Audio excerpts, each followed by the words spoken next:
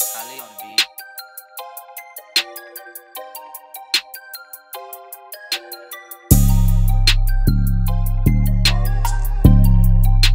Hello, y'all. Welcome back to That's What She Said podcast. This is episode number two. And we are already on one. April's so random. I know. Oh my God. I am Krystal Chavae. Myia Lee. Apryl Danyelle. And Rue. Just Rue. Just Rue. Just Rue. Just Rue. So we have some very fun and, well, not fun, but we have some interesting topics to talk about for this episode. Yes. We're going to say the juicy, the best for last. Some of the things we want to cover is April. August 4th was our forever president Obama's birthday, so we want to talk about that. We're going to talk about the LeBron James and Trump back and forth. That issue, and then the juicy topic everybody wants to talk about is this term called vacation. Yes. It's new to me. Vacation. I've never been on a vacation, but no, maybe I have been on a vacation. I don't know. Not this type of vacation. Okay, Yeah. no, probably not then. Yeah. So I'm interested. we'll dive in and we'll get into that. Also, I don't know if y'all are familiar with the local artist in Dallas area called Trey Wilder. We want to talk about that.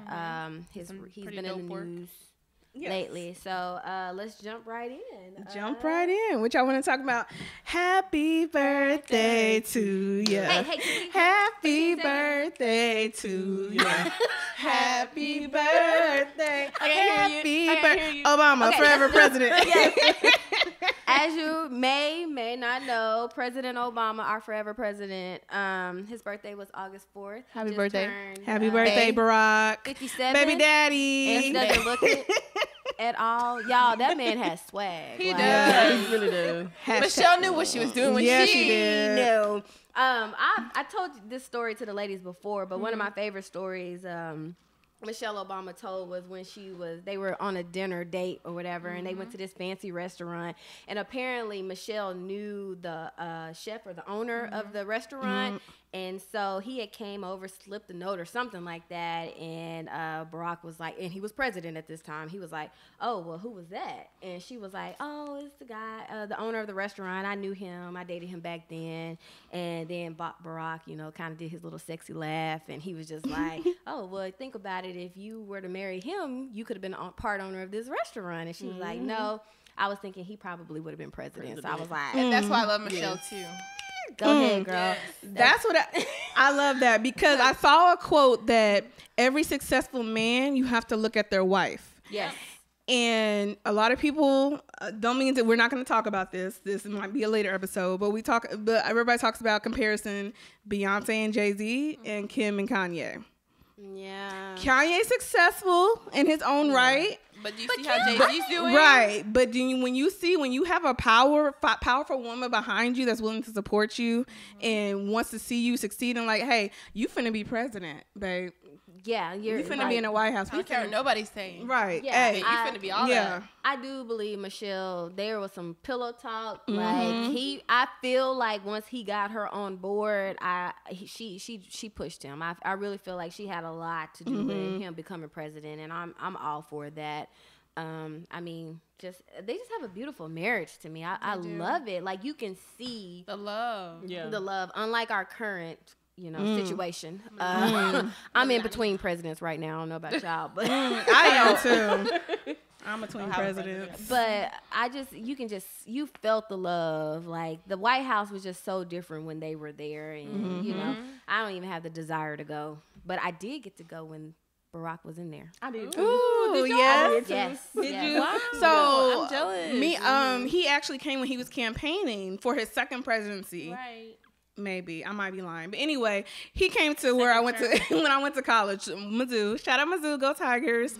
To Columbia, and he came and spoke, and I got to go see him at Mizzou, and that was they shut down the whole campus, all of Columbia. It was amazing. I stood in line for hours in the cold, but it was worth it. Like, I got to see Barack Obama in person. Wow. It was amazing. I'm jealous yeah. of all three of y'all Yeah. because all I did was stand outside of the White House when I went to D.C. and look at it. From like 50 miles away. I can't remember what year we went, but it was my entire family, and then we brought my little cousin Myia along. That's my baby. And we brought her alone, and it was the first time she got to go, to DC, let alone. I think it was maybe her first flight. I'm not sure, but we went out to DC, and we were talking to the Secret Service, like. They were standing there looking all big and bold. We was like, are they in here? And they were like, yeah, they're upstairs right now. We was like, we're in the same room, in the same building as Barack Obama. I was like, can they see us? And then they was like, well, if you step outside, normally they'll look out the window and wave. So we rushed out there and stood out there looking out the window, nothing. But I'm sure he was doing You were in the same building as presidential stuff, but, Yes. I got a chance to go 2015. It was an anniversary gift from my husband. It was kind of, I had no clue. That's so sweet. Where we were going. No. Wow. I'm for real. It was one of pull that off. It was one of those things because I'm nosy. Me too. Nobody can surprise me. I'm one of those people you can never ever surprise me. I'm so nosy. I notice everything. And so it's kind of more like, and one day he was just like, well, I knew we was going for our vacation or going for our anniversary or something like that. And he was like, okay, we'll just pack. I packed that night because I was like, I have no idea where we're going, so I don't know what to pack. Yeah. So I'm like, are we going to a beach? I need to know if I need to bring a swimming suit. He was just like, just pack some clothes. So I said, you know what? I'm just going to put a couple of dresses in there. I'm going to put my chucks in there. Nothing is matching. Wait a minute. Wait a minute. If you see my pictures, you can see that I have like a real dressy dress, like a dressy romper on with some chucks on. You didn't have the right outfit because at all. he didn't tell me what. Okay, I know I'm getting off topic, but I had to talk about. So, like I said, we got to the airport, and the lady was like, "Okay, enjoy your stay at such and so." I was like, "Oh my God, this is where we're going!" I'm going to see Barack. Everybody was looking at me at the airport. I was like, "Oh my gosh, thank you!" And so we got on the plane, and I'm in the we was in the back. Hey, we went first class. We were in the back, so I'm like videoing myself. We were going to DC, So I had a good time. We didn't actually go in the White. I don't know if you did, but we didn't get a chance to go in the White House, but we were on the outside. Okay. So I can actually say that the chance that I did go to DC, I got a chance to see. The White House when Barack was in there. While he was in presidency. I did the same thing as you, Rue. Yeah. So we're on the same page. Yeah. While he was in presidency. He was in there. My brother is actually in this. I mentioned this on the first episode. My brother, he's in the Coast Guard. Whoop, go Coast Guard. And he is stationed out in Washington, D.C., and he actually got to meet and shake Barack Obama's hand. So he did that. Right. Yeah. I think him and his wife went to something where he spoke at, but then it was something just for the Coast Guard. I hope I'm not messing this up, but it was just something for the Coast Guard where he actually shook his hand. But him and his wife, Day, my baby, she actually got to go sit on the White House lawn. They do a lot of, that's one thing I liked about Michelle and Barack is they did a lot of stuff for the military, a lot of stuff. So Yay. That's one of my little. So we've all been touched by Barack in a way. Barack got black man.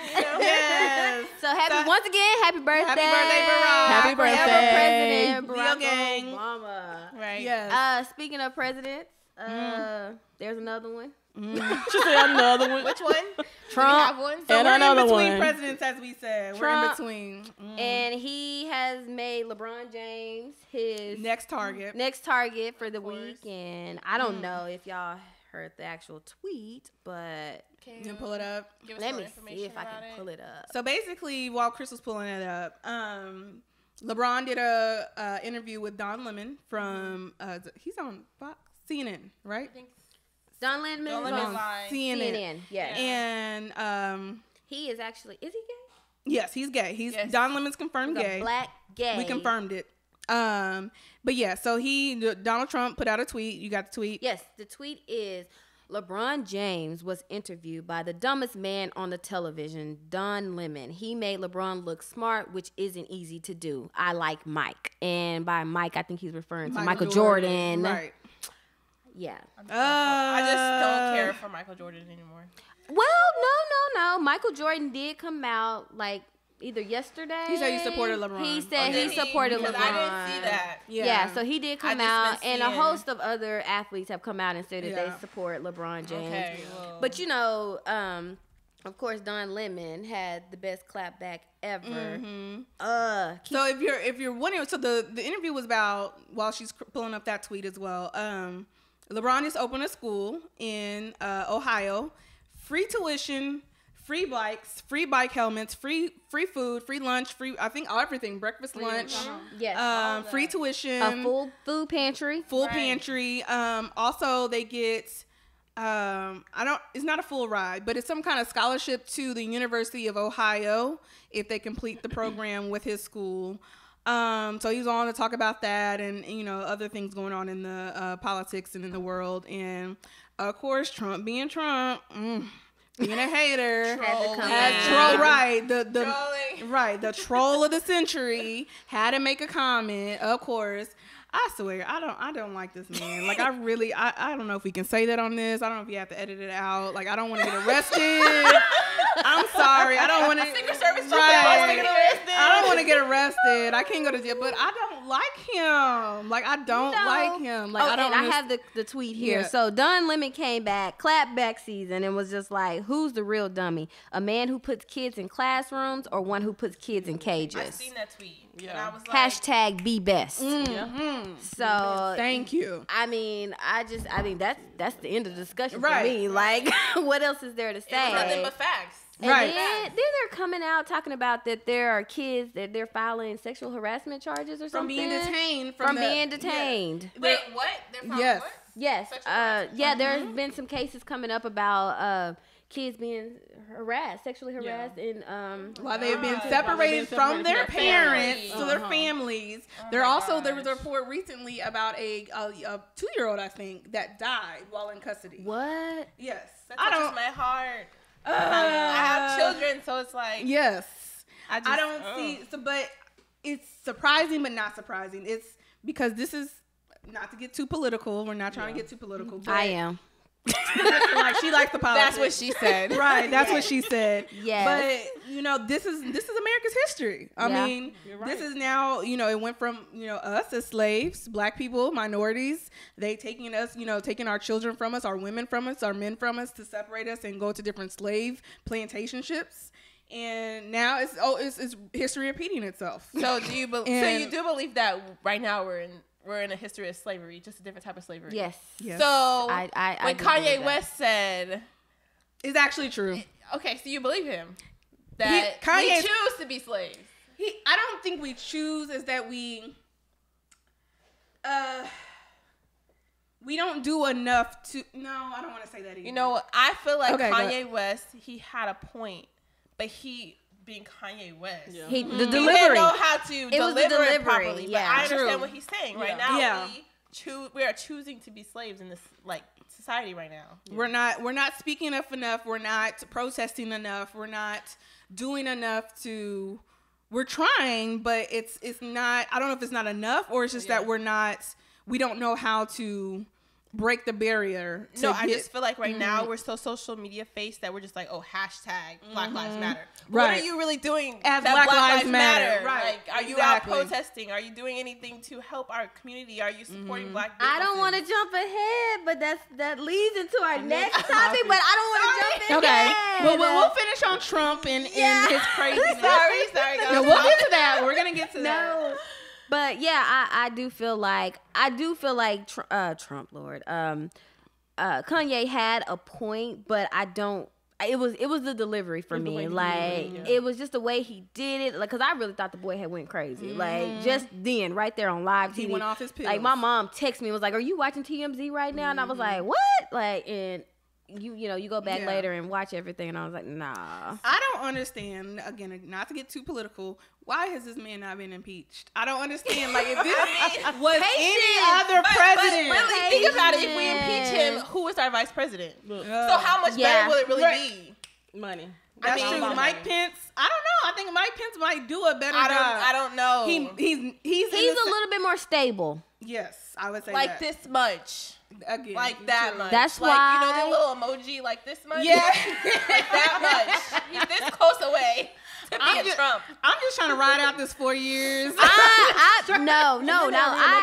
I really feel like this something like this takes time. It does. I think they're really trying to dig into this and figure out what this man has really done. I do feel like they need to follow the money, but it takes time. You don't want to get in a situation where you like impeach or we're gonna file these charges and you miss everything. I want Mueller to have his facts down, receipts as we say, and really be able to take them down. But we'll just have to see. There's the Manafort case going on right now, so we'll see what happens with that. But I do feel like it's going to be a domino effect. I feel like they're just going to start just kind of. Well, I hope so. You had some. I always just say money is power. Yeah, it is. Yes, money is power. Money's still in there. It is.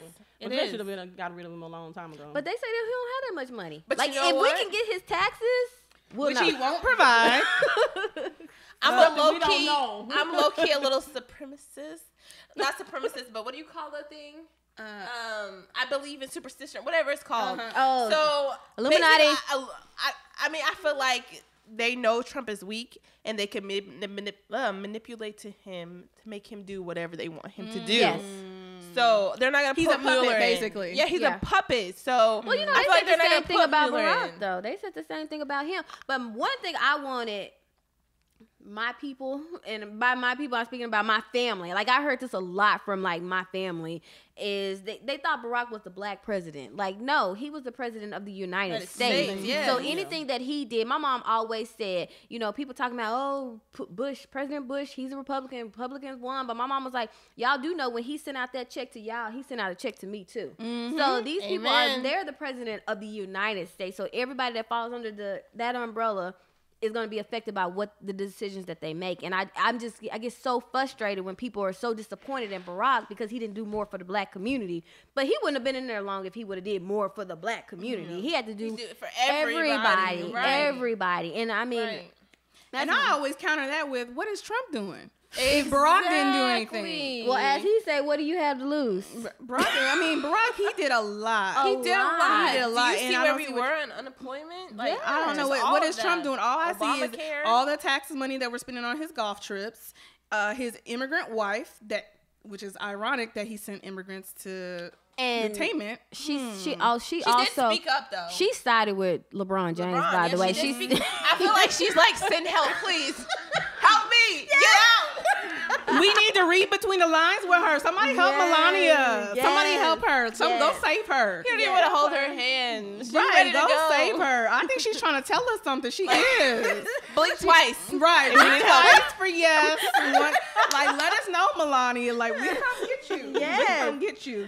Put our coins together and see what we can come up with. There's something going on. But yeah, so Trump, of course, hating on LeBron, who's putting people in schools for free, especially black, young black minorities in school. And I don't know if y'all saw, I don't know if you've seen the meme or the video of the little black boy, the first day of school, of the LeBron school. Oh, the school's already open. Yeah, it's open. I didn't know that. Yeah, it's open. And he's just like, oh my God. Like, it melts your heart. It melts your heart. And I'm just like, yeah, like he's like, he loves it. So that's what it was for. That's what he did it for. And and a lot of people were hating on LeBron because somebody, I think, I hate that I didn't read the whole article, but another NBA player is talking about opening a school, and people are like, "Oh, he's trying to copy LeBron, Why not? What's okay? That's okay. Right, That's why okay. not? Copy With this him. situation, why not? Why can't we be trendsetters? Like he's setting a trend. Like everybody do this. Let's do this. Like people are hating. I'm like, no, he's not a hater. He's not copying. Like if he should copy anything, it should be this. Yeah. Like let's open more schools that are free for people in inner cities and stuff like that. Like this is the thing to copy, not the shoes, not your endorsements. Like the schools. NBA players got together and opened up a school. Yeah. Right, in all their hometowns? Yeah. Speak, You know how much? Speak, Rue. Speak, Rue. Preach. Yeah. Speak. Des Bryant, where you at? Right. I mean, come on now. Dallas You find is it all, but struggling. we need you to do something with your brain, boo. Dion, can we keep your school open? Oh, that was petty. Was that petty? That was petty. I'm sorry, Dion. But can we keep your school open? I mean, you tried. He tried, Dion. That's all that matters. Well, speaking of Dez and, Dallas Cowboys, go Cowboys. But you know what? Boo. Let me go ahead and put this out here. Yes, I am a Dallas Cowboy fan. Wait, so Myia, what are you, before we go? Let me just say, Steelers game. I'm a fan too. So what are you? What's your mind before we start? Steelers game. Oh, and you know what? I was so happy. I just when I went to DC to see Obama in the White House. Well, the outside of the White House. I went to my first game. Steelers game versus the Ravens. It was so fun. I love the Steelers, y'all. Okay, I love Steelers. Them. Terrible town. We forgive you. I'm sorry, but didn't we make it to the playoffs? Hey, stuff happens. Almost cussed. Stuff happens. But I'm gonna have to agree with Myia though, not about the Steelers. Okay, I'm gonna put a preference out there. I'm kind of falling in love with Dallas. I'm a Dallas transport. I'm from Me too. I'm from Missouri originally. So my teams Florida. were the St. Louis Rams, which are now the LA Rams. But I still gotta rock with them. Girly. Hey girly, what's up? And then Kansas City Chiefs, and then always my college alumni. Go Tigers, Mizzou Tigers. But I am becoming a Dallas fan. Sounds like you're indecisive. I'm not indecisive. I just sounds like you need to pick a team. You gotta pick I can't pick a team because first I can't. You're a bandwagoner. No. Where's that form? That bandwagon form that we sent I need to fill it out. We accepted her with open arms. So yeah, Krystal and the crew. We used to we watch every Sunday the Dallas Cowboy games. I was in there cheering. I can't wait. Except for when they played Kansas City. When they played Kansas City, I did not. And she got the side eye. Yeah, she did. I did. And I'll be like this. But we were all rooting against who? The Eagles. But I used to be an Eagles fan. McNabb. My dad loves the Eagles too. I still have the jersey. My dad loved he used to love the Eagles. No. That was like one of our first family pictures. My husband had the jersey. My little baby, she had the jersey, and I had the jersey. This one we just had one child. I still have my jersey. Really? Woohoo! Like was it the Eagles? It was just McNabb. McNabb. Okay. You know what? I think I was just a fan because my husband. So I was about a to fan. say, are you like the? Because your husband was Because he was a fan, so I think I was a fan. Are you a fan of the now? Are you a fan of the player or just the team? The team. Okay, But the team because you keep saying McNabb. Not I'm just saying I have the jersey still. That's what I'm saying. Okay. Yeah, I just still have the McNabb jersey. So I was a fan, the Eagles fan, because my husband was an Eagles fan. So that made me a fan. Y'all, I'm a real life football fan. But now you're Cowboys. Cowboys. Okay. All right. So we got 3. We'll figure this one out for this one. Yeah. We'll right. So figure it football out. is coming up. Y'all. So y'all probably don't expect us women to like sports like football. I y'all love gonna football. Right. Y'all gonna hear. Hopefully. Ooh. What We play flag football. remote at the Dallas Cowboy Stadium? Oh. Mogul Media? Can we make it happen? Only during a Steelers. Look. Only during a Steelers game. What? And I'm wearing my jersey. Hey, stay tuned to That's What She Said. We might be remote. You never know where we're gonna be at. You never know. Catch me outside. Catch me outside. Right. The Dallas Cowboy Stadium. Jerry's World. Speaking of Jerry's World, Dak Prescott has been in the news. So has a local artist named Trey Wilder. I think I'm saying that right. He painted a mural in Dallas. Dak Prescott, and it's kind of, I don't know if anybody has seen the what's that movie? Get Out. And they have this term called the Sunkin Place. Right. So he kind of painted a picture of Dak, you know, with the tears going down, like he's in the sunken place. And he said, they interviewed him on the news, and they were saying, he said the reason he did it that way or took that approach is because he felt like Dak's comments on the kneeling during the, you know, the national anthem were kind of like he was brainwashed or something like that into saying that. So that's kind of like how I feel the same way. I feel like Dak is in a contract year. Yeah, I know a little bit about sports. And he's trying to keep his spot on the team, and he's pretty much doing whatever Jerry says because it's his world. And it's frustrating as a Cowboy fan and as just a Black American. It's hard to watch. You know, I do feel like the players that are kneeling, they do have their reason, and they also are going to meetings. They are, you know, they are doing stuff behind the scenes, but his comments, they just didn't sit right with me. So it's like, as my brother would say, it's awkward right now for me as a Cowboy fan. So yeah, my friend Makira, she just went this weekend and took pictures. Yeah, so it's in downtown Dallas. Yes. I'm definitely going to visit next weekend. I don't know what street and everything. I think it said the street and everything. You know what? My friend can find that out. Posted it. I will tell you guys. But yeah, so it's Dak in the Sunkin Place with the tears. I think I kind of feel the same with Krystal that So basically, I think last season, if y'all follow the Cowboys last season, Jerry basically said, after everybody, the whole, all the NFL teams did the obligatory kneel during the first, that game. Everybody's like, okay, we'll kneel, we'll appease, Kaepernick and the Black Lives, whatever. Then after that, basically Jerry is like, if anybody kneels on my team, you're out. You're benched, you're out, you're getting fined, all that stuff. So I think that's what Dak is doing. Like you said, he's in a contract year. He doesn't want to rock the boat. He's trying to stay safe. But my problem with him is that he is, I don't know if you can see it. I don't know. For sure if you can see it. Yeah, so you'll Google it. It's fabrication. It's the Crossroads Fabrication in Topeka. The place is called Fabrication Yard. And it's in downtown Dallas. Right. Yeah. But my thing is that he is a franchise player. Mm-hmm. He is globally known, locally known. And it takes just that one player on the team to stand up and say, no, I'm kneeling. F what you say, Jerry, to let the rest of the team and the rest of the NFL know, hey, I'm not going to take what my owners say. Right. Owners and do what I believe. And I feel like if Dak would actually speak up and, I don't know what his beliefs are or morals, but if he believes in what Kaepernick is doing and why he's kneeling, he needs to kneel. And if he would just speak up and do it, he can't punish the whole team. Because Jerry, what does Jerry want in the end? He wants a ring. He wants money. So if Dak, his franchise player, his pick, his boy, if he kneels and tells Jerry, I'm kneeling, or not coming out there, because that's the other option. Then everybody else is going to fall in line, and Jerry's going to have to fall in line. So the fact that he's just, kind of taking a back seat and saying, I'm going to do what Jerry says, and I know it's a contract year, that's what kind of irks me. Yeah. Because he has the ability, he has the platform to speak up and say, I'm going to do this for the culture, for my people, and this is the reason why, and I know that my team will follow me, and you'll follow me, because what you going to do? Going back to, that's what Kanye West was saying about slavery's a choice. Yeah. Like he's choosing to do this. Exactly. He is. Money is the root of all evil, and he is. Right now that's what he's after. Right. And I feel like if he would actually stand up and say what he really wants to say, if that's what he really wants to say. Yeah, that's the thing. If that's what he really wants to say, right? That's the truth. Then, but everybody would follow him. The team, because you're the team captain, you're the team face, you're the team lead, and everybody else will follow in line. But and Jerry knows that, right? So Jerry's gonna up that money because he knows that's what Dak's gonna like, and he's not gonna say what he really want to say. I believe it. So would y'all kneel?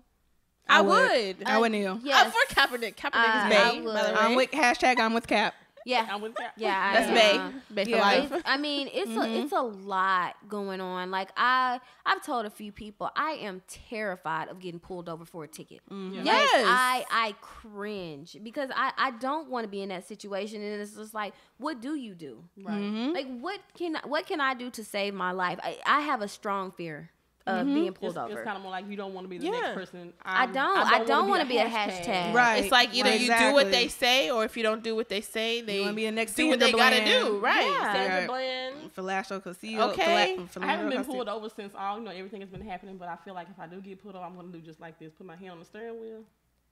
Right. Yeah. That's I don't even think I'm going to move.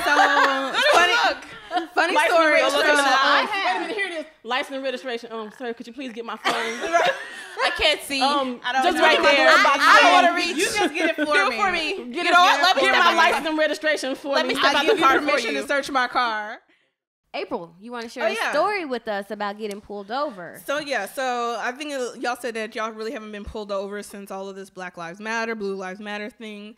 You wouldn't know what to do. So I was pulled over a couple months ago out in, I don't know if you guys know the Dallas DFW area. Lake Dallas is the suburbs of Dallas, North Dallas. Pretty much, I think the police force is 99% white. I think there's actually one black police officer. But anyway, I was pulled over. As soon as I got pulled, I saw the lights. I was like, shit. Like, I don't know what to do. So I pulled over. I make sure I went to a side street. I kept my lights on. Had my hands on the wheel. And so, like, So I put my window down just a tad. just a scotch. Just enough so he can hear you. Yes. And so he was like, ma'am, can you put it down anymore? I was like, no, I can't. I was like, I can't. He was like, can you put it down, your window down some more? I was like, no, I can't put it down anymore. I was like, it's stuck. He was like, well, you know, he was like, and he said that, he was like, you know, you don't have to be afraid, you know, whatever. He's like, I was like, yeah, no, I'm not putting it down anymore. I was like, I'm sorry. I'm a black woman in a white neighborhood on an all-white police force. I know this. What time was it? It was late. It was late at night. And I was just like, I can't do it. I'm sorry. He was like, well, I can't get your... I was like, no, you can get my driver's license and registration through this slit. Like, here you go. Here. That's what she said. Here you go. I was like, I can't do it. Like, I'm not putting it over. Right after that. And I was like, I did exactly what the police officer said. And I was like, this is a black man in the black police force, or in a white police force, telling me what I need to do as a black woman. And I was like, and I thought about that. I was like, I put my hands on the wheel, make sure that I didn't reach for anything suddenly. And he said that. He was like, in a lot of things that we want to do as black people, because we're strong, we're opinionated, we want to fight back. Right. And he was saying, don't do that. Don't wait for your fight in the court. Wait for your fight in trial, jury, whatever else. You know, wait for that. Because at that situation, at this time, it's too many trigger-happy people ready to kill you. So wait. So I thought about that. I just make it home. That's exactly. Just make it home. Like, that's the reality. I have a question, just not to go off a little topic, but you know, you said you were sheltered and you didn't get certain things you didn't experience in life. Right. So that brings me to the question, like, do you feel like your parents kept you from a lot of things, or did your parents shelter you from a lot of things, like swept under the rug, that a lot of black people we don't know about? Do you feel like that? Yes, I do. Like my parents, to be honest, like my mom, she was actually raised, she was in the country. I told y'all I'm from Missouri. She's from the Boo Hill country. You know, like, every house is like a mile, 2 miles between each other. So she was very sheltered. And then my dad, he was kind of raised, you know, hood, the ghetto. He got out. He was the one that got out. And he told his family, he told himself, I'm not going to put my family through that. You know, he was the one that got out. And, you know, he wanted to make sure that we had the best of everything. He wanted us to have what he didn't have. Okay. So even though, you know, so he sheltered us, you know, not on purpose, but to make sure that we didn't have to experience what they experienced. Right. But in the end, it does make you naive as a person. It does shelter you. It gets you shelter from things that you should know. Because I remember, to be honest, like, I wanted to go, when I graduated high school, I wanted to go to HBCU, and my dad was like, no. He's like, you're not gonna make it. He was like, you grown up all white. He's like, you ain't gonna know what you're going to do around a whole bunch of black folks. So I was like, yeah, you're right. I was like, I ain't gonna know what to do. But I appreciate that, but also I do wish they would have exposed me a little bit more and be honest, because I think as kids, we're more resilient and we know a lot more than what our parents think. But I ended up learning it on my own and experiencing that and sharing that with my family and my parents. But they're doing what they think is right for you at the time. Yeah. So you can't blame them. I agree. So, to piggyback off that, I feel like I was sheltered throughout my life. I grew up in a suburban neighborhood, predominantly white. So I moved, to Florida, and then Florida to Texas, where I am now. And I just feel like my parents, my dad was like your dad. He grew up in the hood, and he moved from the hood. He found my mom. My mom's not from the hood. She's suburban as well. And he was like, okay, I have 3 daughters and a son. I have to show them and give them what I didn't have as a child. Because my grandmother, she raised 11 children on her own. Single mother. So my dad has been through a struggle. So I think for him, sheltering us was his way as giving back to us, like, hey, I don't want you to feel all the struggle I felt. But in a sense that hindered me from not understanding credit. Right. From not understanding how to pay bills. So when real life hit me and I had a child at 21, nothing wrong with having a child young. But just when I had a child, I was so sheltered. I didn't know what credit meant. Right. I didn't know how to pay bills. So when I moved out of my parents' house and I had a child, I struggled. It was so hard for me. And looking at me like, man, your parents gave you whatever you want. But they did give me whatever I want. But at the time, I don't feel like I learned like different life lessons that I feel like I should have learned. Exactly. This conversation went left. It did. I'm sorry. But no, just to keep it going, I want to say, like just based because I same background. You know, my dad, as soon as he found out my mom was pregnant, he went to the military. He did everything that he had to do to get us out of Mississippi. I was born in Sunflower, Mississippi, which is a very poor town. My mom was from Sunflower. I think my dad was from Indianola. And Mississippi is a very poor state. The area that they're from was very, very poor. So my dad was just like, he got to get out. He got out. He did what he had to do. Moved us to Texas, me and my brothers. And I do feel like, you know, they sheltered us. Yes, they protected us from a lot of things. They put us in the best schools that they could. And I've seen in my adult life that the decisions that my parents made, which I think were probably the best thing that they could have done for us, is being thrown in my face. And so because I know how to pay bills, because I know how to get my credit correct and go to school and didn't have kids at a younger age and graduated and partied in college, like, you know, typical, that's being thrown back in my face. So I'm just like, it's just like a lose-lose for me. I feel like it's just... I don't think, you know, I should be faulted for, like, the decisions that my parents made. But like I said, this conversation went left, but it was good. It was good. It's spinning off the DAC thing and the Black Lives Matter. But I feel like you just need to let it go. Like, when you in the moment and you feeling it, you just need to let it go. We let it go. Well, I can't say I will shelter myself. I'm from the country. Y'all can hear it in my voice. I can't hide that I am from the country. Well, I can say that my mom, she remarried, you know, so my stepdad that raised us, I was just 0. So I was a baby, so that's the only person I ever knew. So so when you say that you come from, let's just put it like this. You never really, I can't even really explain it. Let's just say, I'll say our parents really didn't talk to us about a lot of things. That's what I can say about my parents. They talked to us, they kept a lot of things hush, maybe just so we wouldn't have to know their struggles. I would say that, because I can say that my parents did that. But I can say that my parents were the type of parents that they gave us everything we needed. You know, there was a lot of things I wanted, you know. There was a lot of things I wanted. There's a lot of things that I desired to have. But they gave us everything that we needed. I can say that. So, you know, when you look at us, you know, we did have a house. You know, we had a house. We had a, you know, brick house. You know, a lot of people probably didn't. But I'm not going to say that we were rich. I'm not going to say, I can't even say middle class. I can't say lower class. But we were... If you want to put us under that shelter bracket, I want to say that, you know, you can.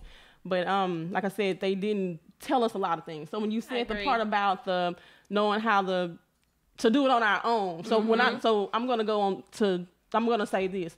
Let's just put it like this. When I start, you know, as raising my children, I'm going to start showing them how to pay bills, you know, even though they shouldn't be worried about that right now. But I'm going to show them in a certain way.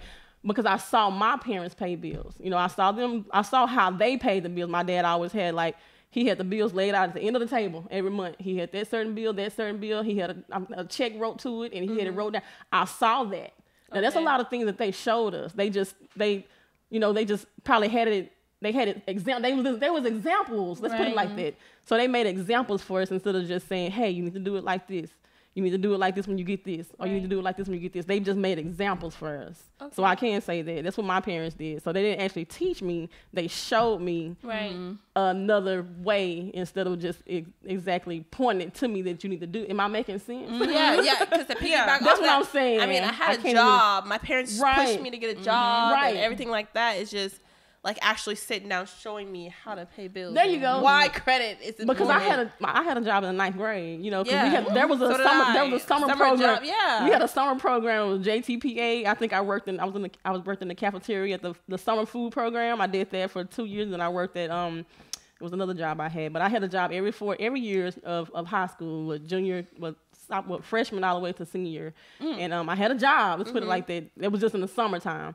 But with that money, what did I do with it? Spend it. See, that was me. Like, I knew, like, I could fall back on my parents. Like, I was so spoiled. I appreciate my parents for everything they've done. I was getting my hair done, my nails done. one. I was grown. I had to get my boo something. Okay, I'm married to him now. But I was getting him stuff. But I thought I was grown. But when my kids do get their jobs, when they get their jobs, maybe in high school, I'm gonna be like, okay, let's do it like this, because they already have bank accounts. So I'm just like, so let's do it like this. I'm gonna show you how to do this. I'm gonna show you how to do this. I'm gonna show you how. So I'm gonna do it. To like kind of bring that. it back to like the DAC thing is what we talked about.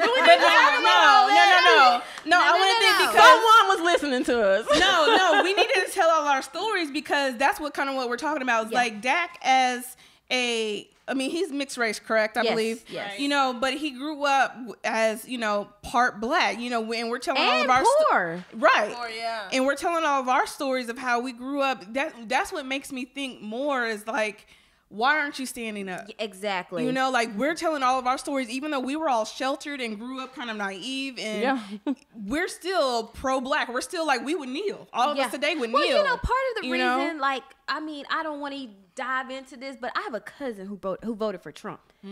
And I'm just this cousin fails to realize that the decisions that Trump makes will affect our family in Mississippi. And it frustrates me. It's like you come out here, you start living this life, you have a job, you making money, you doing your thing, but there are other members of our family, there's other people that don't have a voice, that don't even know how to get out there and make a better life for themselves.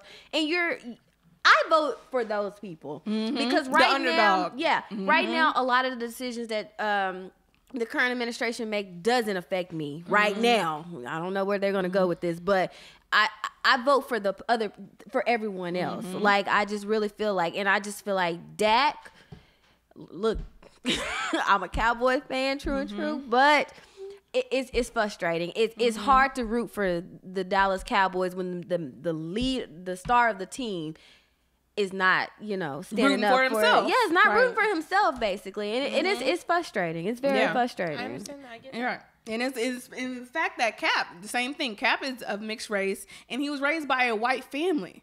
And the fact that you were raised by a white family and you're mixed race, and he's willing to kneel, he knows the struggles of our people, and he's willing to stand up for it, and he's willing to get blackballed from the NFL, to lose his job, to lose out on millions to support his cause.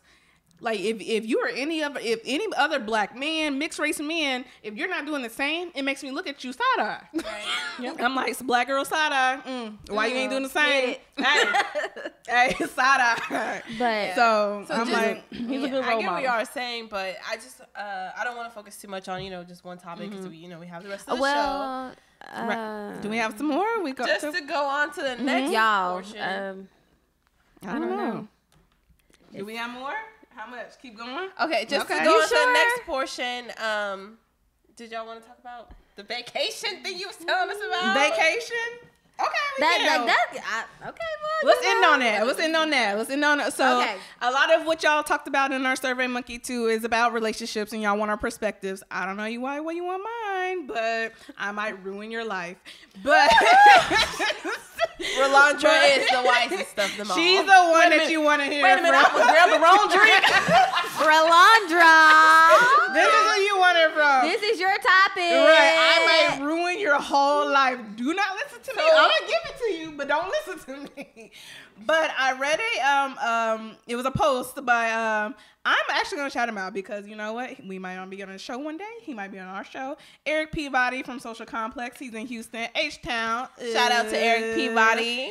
But he posted a question on Facebook talking about is vacation or vacations the new thing? So basically, everybody thinks the vacation is where you go on vacation with your bae, your boo, your husband. That's your what I thought. Whatever.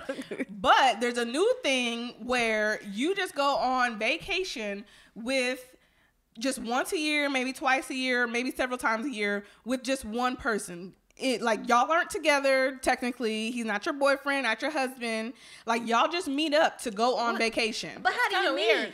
Like, y'all talk. I guess y'all talk about it. On Y'all social media. Still, how do you meet? Wait a minute. Like, where do you meet him at? Like, where's he at? Where do you find him? I don't want a piece of this. Yeah. Okay, somebody waiting to take me to Rue has some. She had something. I said I don't want a piece of this. You don't want it? It's weird. I'm just trying to. I'm not into all that. But none of us.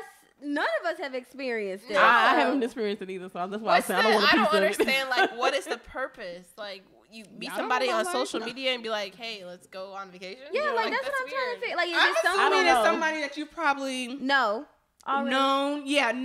and maybe y'all have like a situationship, a friends with benefits situation. Okay, let's put if you're married, don't do it. Right, if you're married. Okay, that's why I was saying I can't talk about this, so I don't know what other married people do, but I know what I do. I'm not gonna do a vacation with somebody that I don't know. I just think that's so weird. Another person. But even as a single person, that's weird. Like, I'm not gonna do that. Like, you just have that connection on that vacation. Y'all meet up once, twice a year, maybe 3 times. Y'all go to Miami. Y'all go to Toronto. Y'all go to LA. Y'all meet up, y'all spend a week together, y'all do what y'all do, and then y'all go y'all separate ways. And that's like normal. But it would take me like a week to get past the awkwardness. Yeah, but that's what I'm saying. It has to be probably somebody you already know. Somebody that you said it's somebody you know. Yeah, I'm assuming. Oh, okay, because I'm trying to figure out like where do you meet this person at? Maybe somebody met on social media or something like that. But there are those single travel apps. You know, like there's apps for everything. There's apps to get a sugar daddy, a sugar mama. There's apps for Christian mingle. You know? I am traditional. It's probably, travel with me. I'm single. It's probably an app out there. I just and y'all probably meet. Y'all talk about y'all destinations y'all want to go to. Meet up. Y'all do y'all thing for a week or whatever. Go back to your normal lives. Y'all meet up every couple of years. You can do that in Dallas and save more money. That's true. I don't know. So would y'all do it? Would y'all? No. That's so weird. I'm so afraid of creepy people. I would. Okay, if it's somebody I knew, I would do it. I don't know. I would. If it's somebody I knew that I had a friendship with, maybe, or maybe, back in college, we had a fling, and then, we reconnected. I'm like, hey, we had chemistry. Let's just do this vacation. I'm like, look, that's a lot of money. You got a lot to waste. Yeah. I got 2 kids. I got to pay my bills. That's true. I guess that's me being the single crazy one. You would pick the topic. I would. Speaking of wasting money, what about wasting time? But that's the thing, is that you going into it knowing that it's nothing more than the vacation. So it's nothing like when y'all together, y'all connect on the vacation, y'all do y'all thing, whatever, y'all have a good time, and then after that you go to back to your normal lives. That's what besties are for. Right. Okay. So I'm just trying to figure out like what is the purpose of this? Like, this is a waste of time. Like, are you really trying to get to know this person? Okay, does it have to be with the opposite sex, or can it be just your friend? It's catered to the opposite sex. But then, okay, what is bae? Bae is my bae. Wait a minute. Nowadays, bae can be anything. True. That's what I'm saying. You know what? That's right. Yeah, because I'm not, I've seen a lot of... No, it ain't anything for me. Like, I'm... Okay. We exclusive. We, I call you. We going on a date.